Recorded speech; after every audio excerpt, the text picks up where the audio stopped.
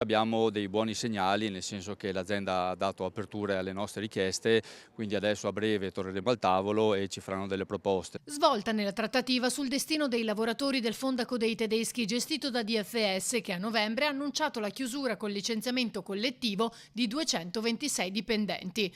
Durante il tavolo con i sindacati alla Confcommercio di Mestre, l'azienda per la prima volta ha aperto alle richieste, alzando le offerte di buone uscite e ricollocamenti. L'azienda si è riservata di darci delle news per quanto riguarda il trattamento economico, che per noi non è un trattamento economico, è quel pezzo di ammortizzatore sociale che un lavoratore perde quando andrà in ASPI, e quel pezzo lì gli permette di dire anche a una banca gli emolumenti che lui ha, le rate che deve pagare, quindi per noi è fondamentale. Non si tratta di un elemento economico aggiuntivo, ma si tratta meramente di una questione per quanto riguarda il lavoratore che perde il posto di lavoro e va a dare un pezzo di salario, come si dice, a questo lavoratore di aiuto. Per noi è positivo che ci hanno garantito che le persone servono fino al 30 aprile, ma anche oltre fino al 31 maggio, quindi sono stipendi garantiti fino a questa data, che per noi l'occupazione resta sempre la cosa prioritaria. Al termine dell'incontro i sindacati hanno spiegato ai dipendenti il contenuto di massima della bozza d'accordo con l'azienda, che dovrà essere discusso in una nuova assemblea con i lavoratori la prossima settimana.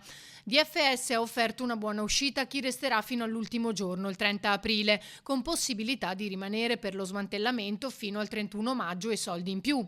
Andrà dalle 5 alle 21 mensilità in base all'anzianità e altri criteri.